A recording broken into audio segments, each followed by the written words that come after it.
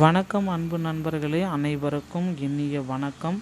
இன்னைக்கு நம்ம இந்த வீடியோவின் வாயிலாக மகளிர் உரிமை தொகையுடைய சிறப்பு அம்சங்கள் என்ன, யாருக்கு இந்த மகளிர் உரிமை தொகை நேரடியாக இந்த 2500 அக்கௌண்ட்டில் வரவு வைக்க போகிறாங்க, மகளிர் உரிமைகளில் விதிமுறைகள் பின்பற்றப்பட வேண்டியிருக்கு, யாரெல்லாம் இந்த விதிமுறைகளை பின்பற்ற இருக்கிறார்கள், 2500 ரூபாய்க்கு உண்டான அப்டேட்டை முதல்வர் விஜய் அவர்கள் எப்பொழுது இதற்கான அறிவிப்பை வெளியிட போனார், தமிழ்நாட்டில் புதிதாக அரசு மகளிர் உரிமை தொகை திட்டத்தில் மேற்கொள்ள உள்ள முக்கிய மாற்றங்கள் குறித்து இந்த வீடியோவில் நம்ம பார்க்கலாம். தேர்தல் வாக்குறுதியின்படி தகுதியுள்ள குடும்ப தலைவிகளுக்கு மாதந்தோறும் வழங்கப்படும் ரூபாய் 2500 1000 ரூபாயை 2500 உயர்த்தப்பட வாய்ப்பு உள்ளது.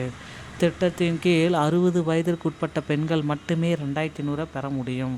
60 வயதிற்கு மேலே போச்சு அப்படின்னா முதியோர் உதவித்தொகை திட்டத்திற்கு தானாகவே இவர்களை மாற்றப்படுவார்கள்.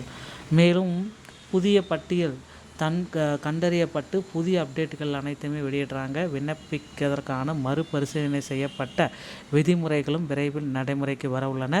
தகுதியான ஏழை எளிய பெண்கள் மற்றும் விவசாய குடும்பங்களை சார்ந்தவர்களுக்கு மட்டுமே இந்த உரிமை தொகை கிடைப்பதை உறுதி செய்ய அரசு நிர்வாகம் ரீதியான மாற்றங்களை கொண்டு வருகிறது. மோசடிகளை தவிர்க்கவும் வெளிப்படைத்தன்மையை உறுதிப்படுத்தவும் ஆன்லைன் தரவுகளை மூலம் பயனாளிகளின் தேர்வு செய்யப்படுகிறார்களா என்பதை இந்த தகவல்கள் தெரிவிக்கிறது. விடியல் மகள் தொடர்ந்து மக்கள் நலத்திட்டங்கள் தான். விடியல் அரசு பயணம், புதுமை பெண், தமிழ் புதவன், மகளிர் உரிமை தொகை சீரமைப்பு செய்கிறாங்க. அனைவருமே இதை பார்த்துட்ருப்பீங்க. பழைய நடைமுறையில் 1000 ரூபாய் இருந்தது, புதிய நடைமுறை 2500. மேலும் பார்த்திங்க அப்படின்னா 60 வயதுக்கு மேலே இருந்துன்னா முதியோர் தொகை 3000 ரூபாயை உங்களுடைய அக்கௌண்ட்டில் கொண்டு வராங்க. இதில் யாருக்கு என்ன பெனிஃபிட்டு, வயது வரம்பு அப்படின்னு நம்ம பார்க்குறப்ப 60 வயதுக்குட்பட்டவர்கள் 2000, 60 வயதுக்கு மேலே போச்சுன்னா உரிமை தொகைக்கு தகுதி இல்லை, முதியோர் உதவித்தொகைக்கு இவர்கள் தானாகவும் மாற்றப்படுவார்கள். வயது வரம்பு பயனாளிகளை தீர்மானிக்கும் புதிய விதிமுறைகள். 60 வயதுக்குட்பட்டவர்களுக்கு தான் இது மகளிர் உரிமை தொகை அப்படின்றது கிடைக்கும். ஓகேங்களா? யாருக்கெல்லாம் கிடைக்கும் அப்படின்னா உண்மையான பயனாளிகளை கண்டறியணும்.